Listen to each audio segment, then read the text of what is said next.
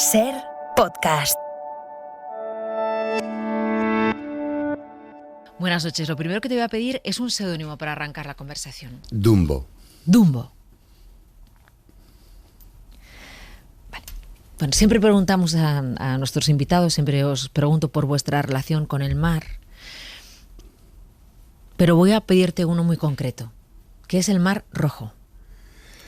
El Mar Rojo es un acuario maravilloso en el cual nada más entrar en él ves corales, peces de todo tipo de colores, nada parecido con los peces que puedes ver en el Mediterráneo. Es un sitio muy especial y muy exótico. Y ahora vámonos al Mediterráneo, vámonos a Cullera, por ejemplo. Cullera para mí tiene muy grandes recuerdos, muy buenos recuerdos y algunos no tan buenos, porque eran los primeros sitios en los que fui a veranear con mis padres. De hecho tengo fotos de mi madre con esos sombreros de flores que se ponían y esos bañadores que casi tenían minifalda incluso. Y recuerdo allí mis primeras vacaciones, mis primeros encuentros con el mar. Luego también tengo uno no tan agradable, y es que un año estuve moviéndome por toda Europa con Interrail y acabé en Cullera. O sea, con el Interrail, este billete que te sacabas y te permitía recorrer toda Europa de tren en tren. Recorrí toda la costa sur de Francia, toda Italia, me fui hasta Suiza. Casi llego a irme a Inglaterra, pero era el año que se casaba Lady Di y estaba todo petado, era imposible. Y volviendo a España, pues bajamos por Levante y en Cullera una noche nos fuimos a bañar. Nos bañamos, pero yo de vez en cuando tengo como unas pequeñas premoniciones que a partir de ese momento ya dije, cada vez que sienta algo así, voy a tomar cartas en el asunto, ¿no? Y según me estaba metiendo en el mar, me di cuenta de que nos iban a robar. Y acabé en la comisaría de Cullera en bañador. Y oye, ¿y estas premoniciones que dices que tienes?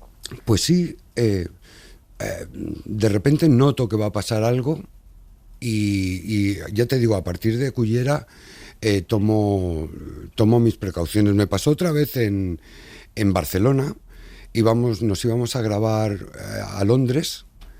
Llevábamos pues todos libras, pasaporte, veníamos de hacer un concierto en Vic, guitarras, y fuimos a un sitio que estaba muy bien, que se llamaba La Gijonenca, uno que habían abierto ahí en la Rambla Cataluña, y dejamos por ahí aparcada la furgoneta, ¿no? Y entonces cuando nos sentamos, tuve la sensación de que nos iban a robar.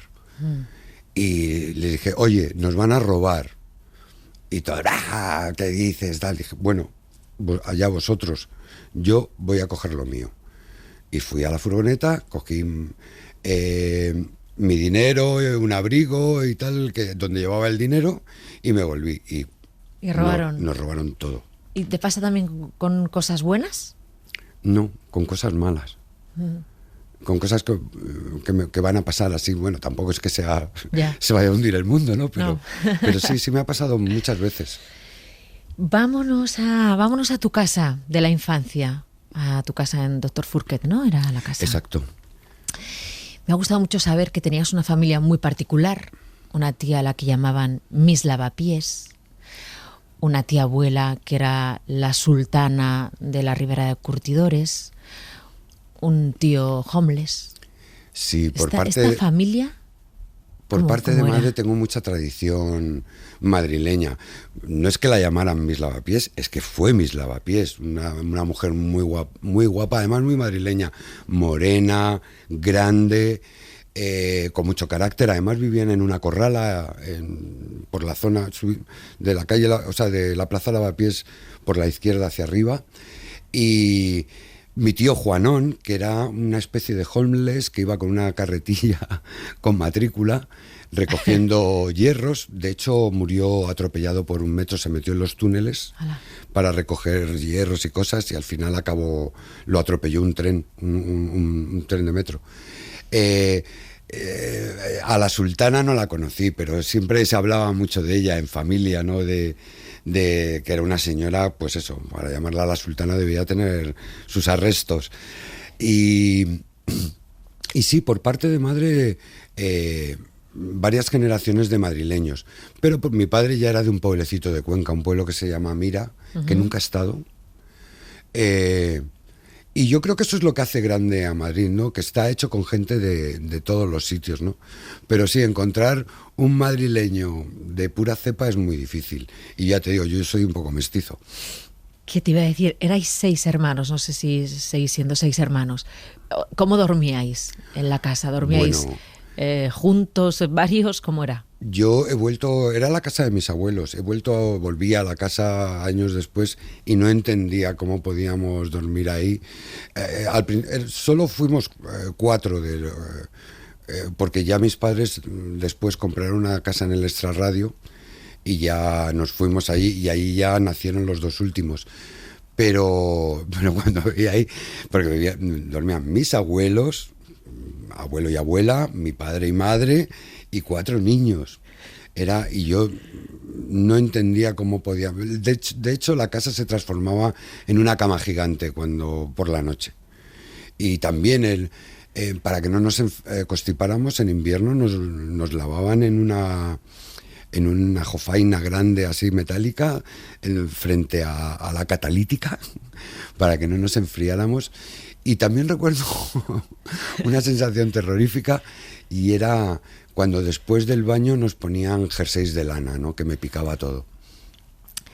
Si os imaginamos a los hermanos, cada uno con una guitarra, no sé si delante de un espejo, podíais estar, no sé, ¿eh? Podíais estar tocando una de los Beatles, por ejemplo. Pues sí.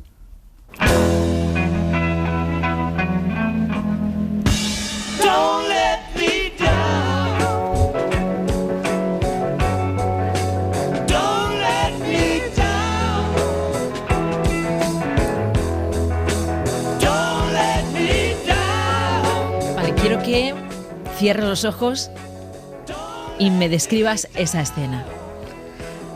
Pues yo tumbado en el sofá de casa de mis padres, con unos casquitos, oyendo las canciones de los Beatles. Mis hermanos tenían todo Beatles en EPs, que los perdieron porque mi hermano Mario le rompió a un amigo una raqueta. Y se quedó con toda la colección de... O sea, como castigo. Tú me rompes la raqueta, yo me quedo con toda tu colección de Beatles, los Beatles. Que ahora valdría una fortuna, porque según iban saliendo discos de Beatles, mis hermanos iban comprando todo. Recuerdo además que tenían un tocadiscos que era una maletita, ¿sí? Que la abrías y una parte era el bafle y la otra el plato.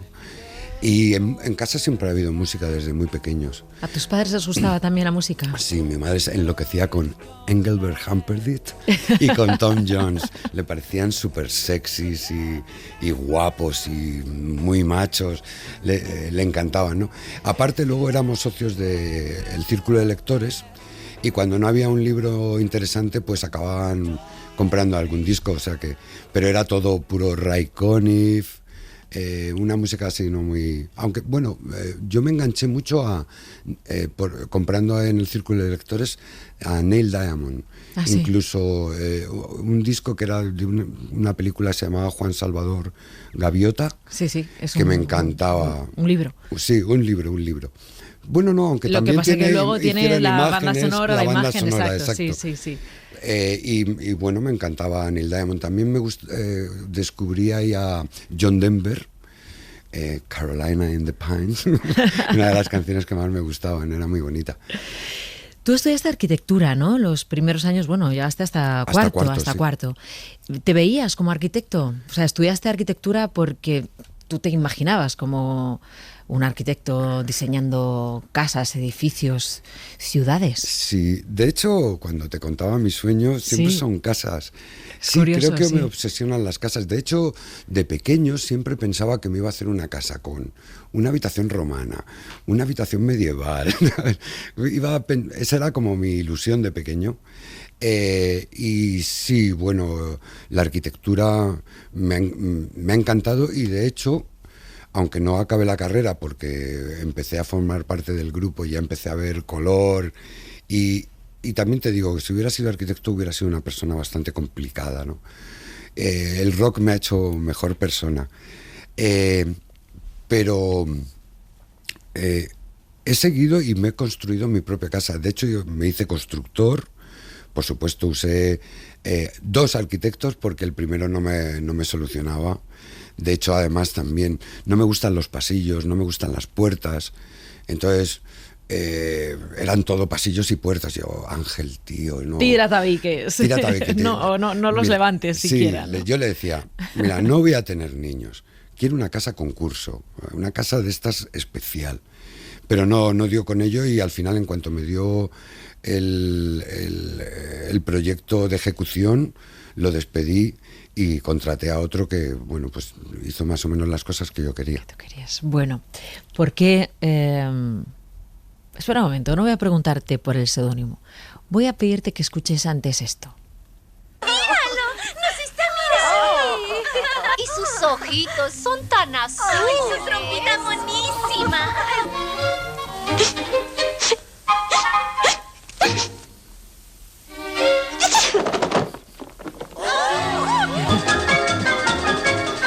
¿Por qué Rafa Sánchez se ha puesto Dumbo de seudónimo? Bueno, porque ha sido mi mote durante toda mi infancia. Yo tenía las orejas de soplillo total, pues casi como se me van a quedar ahora con la mascarilla. Y ver la película Dumbo fue como reconfortante, ¿no? Ver que incluso con unas orejas muy grandes se puede volar. Y entonces, pues, lo adorable que era Dumbo, ¿no? Pues de repente asumí que, bueno, tener las orejas grandes podía ser bueno. Qué bonita metáfora acabas de hacer, que es la que tiene la película, ¿no?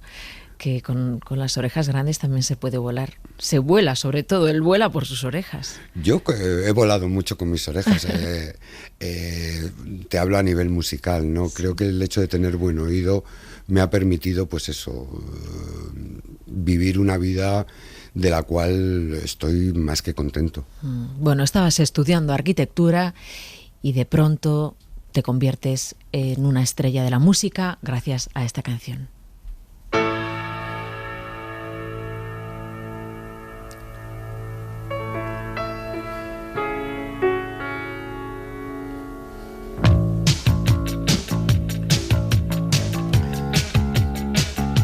Suena bien todavía. Suena muy bien, sí.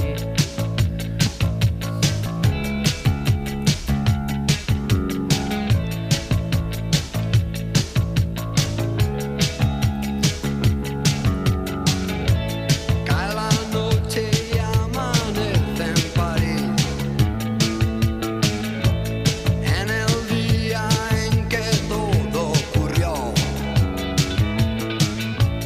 como un sueño de loco sin fin. Sabes que la música es muy, muy evocadora. A mí me está llevando a un lugar, pero quiero que me digas a qué lugar te lleva a ti escuchar este Lobo Hombre en París. Bueno, me lleva a los estudios Audiofilm de Madrid, Luna Llena, Nocturnidad y la grabación. O sea, fue como meterte en un control de la NASA, todo lleno de botones.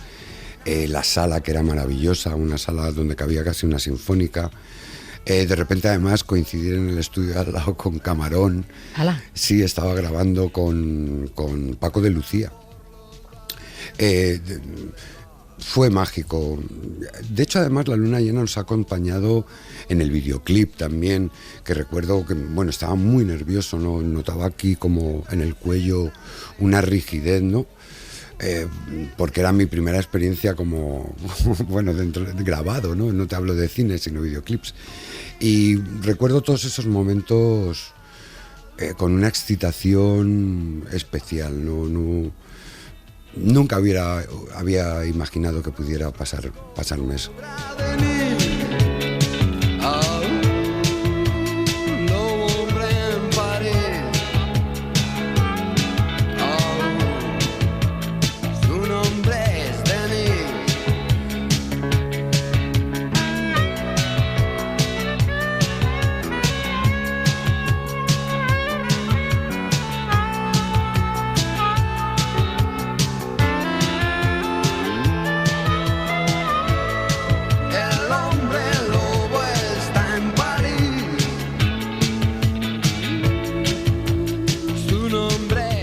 dejado caer así la frase como si fuera algo fácil, ¿no? Estabas estudiando arquitectura y te conviertes en una estrella de la música, pero hay mucho detrás de una frase como esa.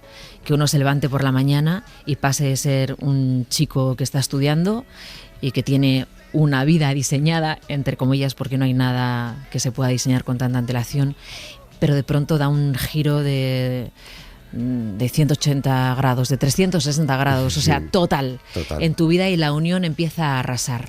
Pues no te creas, es que fue muy como decías, fue de la noche a la mañana, y sobre todo cuando no estábamos ninguno buscando que eso fuera una profesión, sino un divertimento. El hecho de ensayar, hacer canciones es muy divertido. Son momentos mágicos cuando de repente das con la melodía o con algo que realmente suena bien, ¿no?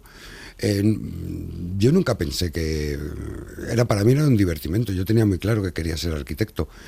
Pero de repente grabas 11 semanas número 1, entonces tienes que tomar la elección. De hecho, me gradué otro año más en la escuela, solo aprobé una, ¿no?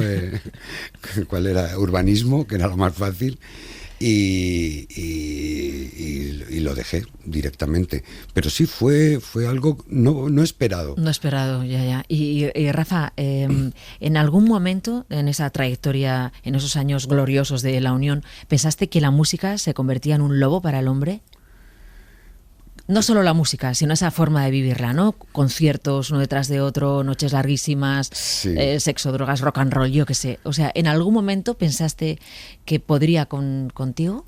Bueno, llegó a haber el momento, pero no fue realmente el rock and roll, lo que fueron realmente las drogas. No, yo en esos tiempos no tenía tiempo para pensar. Era todo muy rápido, muy divertido, muy especial.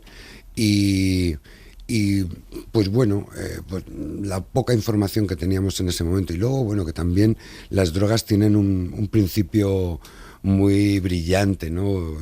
De hecho, ahí en la biografía que escribí, yo creo que estaba intentando ahogar mi homosexualidad cuando ya caí en droga dura, ¿no? En la heroína, porque me dejaba totalmente aletargado, no había en mí pasiones ni nada, me comportaba como un mero espectador de la vida, y eso, ahogué todos mis sentimientos. Sí. ¿Por qué decidiste contarlo? ¿Por qué decidiste hablar de tu homosexualidad? Pues tengo una anécdota muy divertida, bueno, especial, ¿no? Y es que una amiga, Ollana, que además se acaba de cambiar de sexo y ahora se llama Ollán, coincidió con Olvido, Alaska. Y en una noche, según me contó ella, hablaron que gente como yo tenía que hacerse visible al resto de la gente, sobre todo no pensando en la gente que vive en las ciudades, sino gente que vive en comunidades más pequeñas, que de repente se puedan encontrar como un bicho raro. Y la verdad es que me lo comentó Ollana en ese momento, y me pareció que tenía razón. Yo, con respecto a todo mi entorno, lo sabía, mi madre lo sabía perfectamente, había dormido en casa yo estando con mi novio, o sea... También he de decirte que nunca lo verbalicé con ella. De hecho, mi hermana pequeña, que era lesbiana, murió, lo verbalizó, y a mi madre le sentó fatal. A tener que hablar del tema, ¿no? Entonces yo, por respeto, no lo hice. Pero mi salida del armario fue de una manera muy altruista. Fue intentando ayudar a gente como yo. Porque yo me acuerdo que veía algunas películas en las que no explícitamente se veía que ahí había rollo, y me gustaba verlo, ¿no? Y sentirme que no era el único, ¿no? Uh-huh. Aunque ya te digo, hasta los 29 años no sentí la necesidad de hacerlo. ¿Qué te iba a decir? ¿Y en la industria de la música? Porque claro, La Unión era una banda de chicos, un grupo de chicos, ¿no? Con miles de fans, millones. Muchos hombres, pero también muchas mujeres, y tú eras un ídolo para muchas mujeres. De hecho, lo sigo siendo. Sí, viendo las estadísticas, sí, de público en redes, mi público mayoritariamente son mujeres de más de 40. Y bueno, pues espero no decepcionarlas porque tampoco iban a tener una noche conmigo. En Pero, cualquier caso. en la industria de la música, que ahora lo vemos de una forma naturalísima, ¿no? Y eso creo que es un paso que tiene que dar también el mundo del deporte, por ejemplo. Sí. Pero, claro, tampoco debía ser fácil. Ahora sí, pero hace 20 años igual no. Y de hecho en el mundo del rock and roll es muy heterosexual, o sea, todos son muy machurrones y bueno, también te digo que yo en los conciertos nunca he ligado con un chico, porque todos los que entran son chicas o chicas con su pareja, incluso un orgullo que hicimos en Plaza España. Solo entraron chicas al camerino, o sea, yo decía, esto es una maldición, ¿no? Aquí no puedo ligar nunca. Pero no, con respecto a la industria discográfica nunca me han...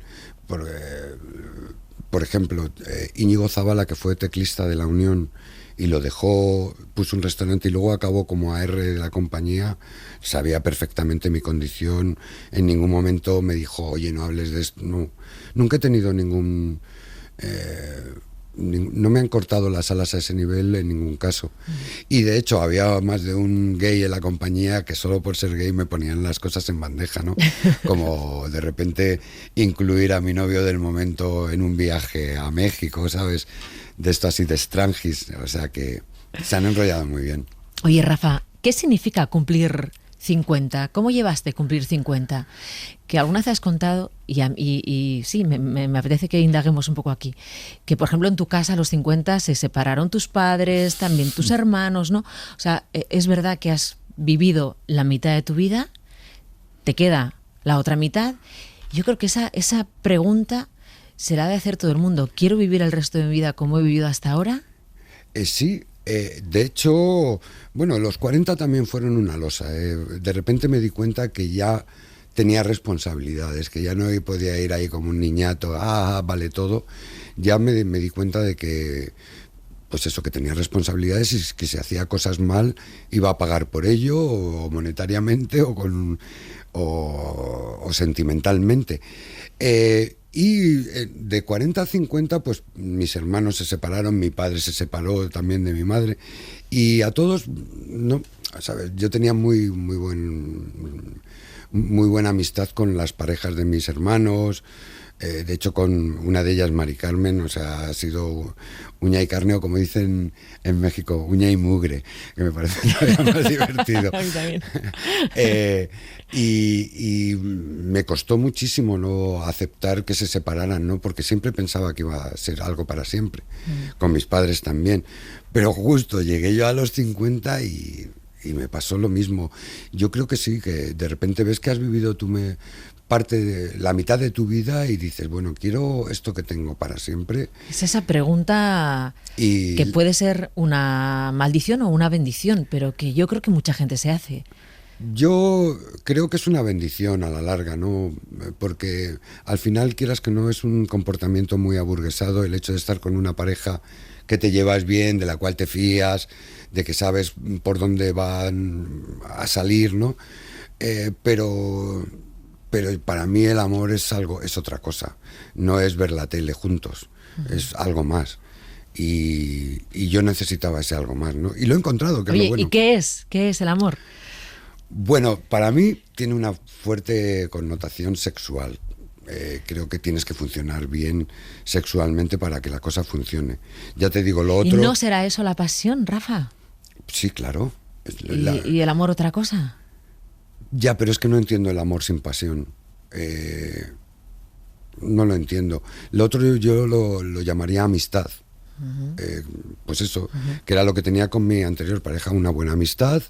Nos conocíamos, sabíamos cómo reaccionaríamos en cualquier momento, una gran dosis de respeto, porque también hay muchas parejas que ya no están bien y no hay nada que me horripile más que tener que tenga que haber un tercero para poder hablar al alto, decir en alto las cosas que van mal en pareja. Eso me parece horrible. Creo que esas cosas se tienen que hablar en privado, no que la gente entienda lo que estás sufriendo por tener a una pareja tan horrible como la que tienes, ¿no? Creo que esa dosis de respeto es fundamental en la amistad, pero yo necesito algo más. Y que estás encantado, que se te ve encantado y feliz y te brillan los ojos. Pues sí. Lo he comentado también, es que a mí siempre me han gustado mayores que yo, aunque ahora ya me gustan de mi edad porque yo ya soy mayor. Y esa generación tiene muchas cortapisas en su cabeza, yo creo que sociales, también de papel, quién es chico, quién es chica, ¿sabes? Tienen muchos prejuicios y eso al final acaba derivando en un mal sexo. Y a mí el sexo para mí es fundamental. Recuerdo además una entrevista que me hicieron en Interview y yo decía que sí, que el sexo es una cosa que en mi cabeza está, pues cuando estoy despierto yo miro a la gente, veo, me gustan, no me gustan, y claro, eso derivó en el titular Rafa Sánchez, 8 horas de sexo diario, ¿no? Y ya me veía con el batín y el Viagra en la mano, ¿no? No, es muy importante para mí el sexo. Rafa, ¿por qué rompéis la unión? Así, dame un titular, eso. Cuando digo titular no digo que vaya a ser el titular de esa entrevista, pero explícamelo brevemente. ¿Por qué rompéis la unión? La unión se rompe fundamentalmente porque deja de ser un grupo democrático. Mario desaparece de la escena por cuestiones de salud y al final quedamos Luis y yo y eran opiniones encontradas, ¿no? Y pues al final ni para ti ni para mí... alguna que otra falta de respeto por parte de los dos, no te digo que no, y eso derivó a una situación muy desagradable, ¿no? Estar 3 años de gira sin hablarte, ¿no? Muy, muy mal, con muy malos actos por parte de los dos, porque realmente es como una guerra de hermanos, ¿no? Que vale todo, ¿no? Con tal de herir y de poner tus posiciones por encima del otro, hemos hecho los dos cosas de las cuales yo, en mi caso, no estoy contento, no me encuentro bien, ¿no? con lo que he hecho, pero también me han hecho mucho daño. Y bueno, pues por esa falta de unión, en cuanto a los planteamientos, ya derivó en la disolución de la banda. ¿Y qué te iba a decir? Si tienes tan claro eso, que no actuaste bien, ¿habéis hablado? ¿Te has disculpado? ¿Se lo has dicho a él o no? No, ¿qué va? Lo estás diciendo aquí. Sí, no. No, y tampoco lo haría, porque ya te digo, esto todavía sigue siendo una contienda. Entonces, no. Vístete princesa. Disco en solitario de Rafa Sánchez, tenéis gira, vuelves a salir a los escenarios. ¿Qué sientes? ¿Qué sientes pensando que vas a volver a reunirte con el público, que sales, que es un disco que has hecho y escrito tú con Fermín, me parece? Fermín con Villaescusa, sí. Y eso, ¿cómo te sientes? ¿Tienes mariposas en el estómago? Pues si hubiera sido un año normal, no sentiría nada diferente a cómo era la dinámica, porque realmente ha desaparecido simplemente un instrumento de la banda, que todo el mundo es sustituible, ¿no? Entonces, pero claro, es que estamos en pandemia y hacía que no hacía un concierto que hice el pasado sábado 1 y pues como si estuviera empezando de nuevo, terrible, con nervios, pensando que puede salir cosas mal, que puedes no estar como solías estar, ¿no? Porque también te quedas un poco anquilosado después de no subirte a un escenario más de un año. Entonces, pues sí, ha sido duro, emocionante en cualquier caso, ¿no? Porque también pienso una cosa, el día que no sienta mariposas en el estómago antes de subirme a las tablas, creo que va a ser un buen día para dejarlo. Piensa que es una comunión, ¿no? Tienes que estar, los que estás encima del escenario, más el técnico que te está sonorizando, más el que te está poniendo las luces, el público también, ¿no?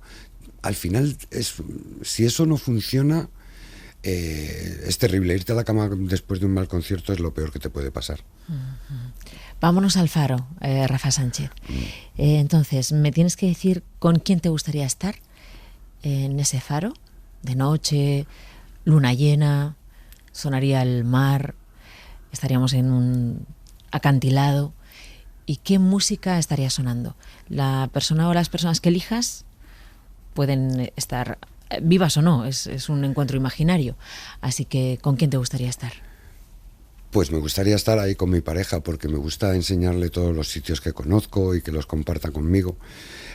No iría de noche porque te voy a llevar a un faro de Menorca que se llama Favarich, que es un faro que es bonito de día y contramontana, ¿no?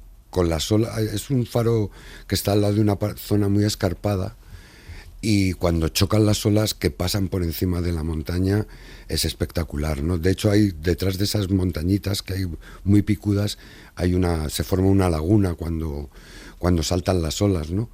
Y me gusta la furia del mar, verla sobre todo en invierno, que es cuando más he visto ese mar, porque tengo ahí una casa en Menorca y casi siempre, como en verano estoy trabajando, casi siempre he ido en el final de las Navidades, la Semana Santa y junio sobre todo. ¿Y qué música estaría sonando? Pues me gustaría algo de David Bowie, Ashes to Ashes, por ejemplo. ¿De qué estaríais hablando? ¿Qué le estaríais contando a tu chico?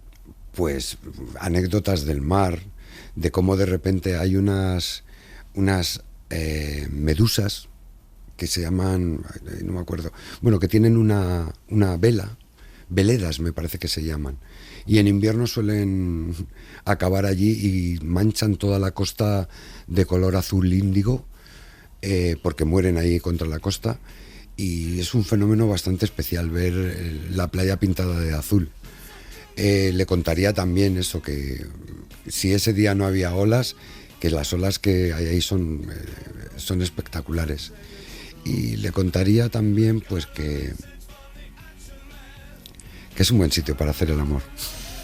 Rafa Sánchez, muchas gracias por haber estado aquí en este faro. Muchas gracias, Mara. La verdad es que conversar contigo es un placer. Buenas noches. Saw the details fall away. The shrieking of nothing is killing. Just pictures of chap girls and synthesis. And I ain't got no money and I ain't got no hands. But I'm hoping to kick because glad it is glowing. Ashes to ash and fun to fuck it. We know Major Tom's a junkie, strung out in heaven's high, hitting an all-time low.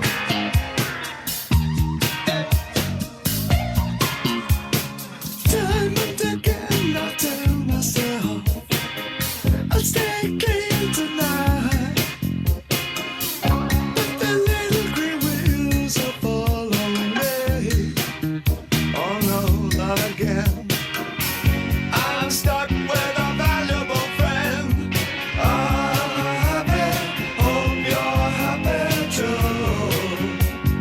One flash of light, but no smoking pistol.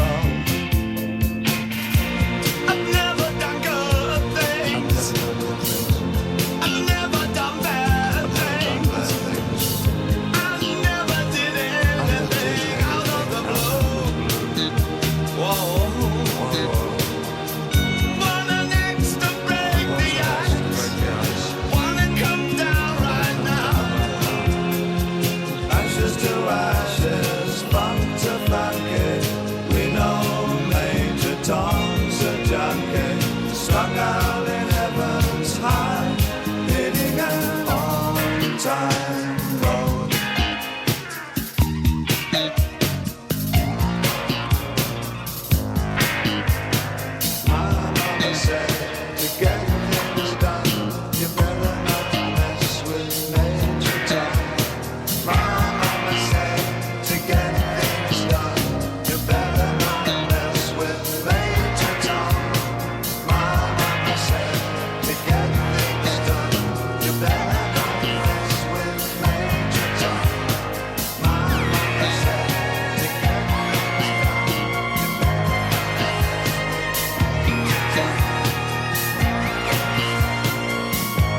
Suscríbete al Gato Pardo. Todos los episodios y contenidos adicionales en nuestra app de Cadena Ser y en nuestros canales de Apple Podcast, Spotify, iVoox, Google Podcast y YouTube.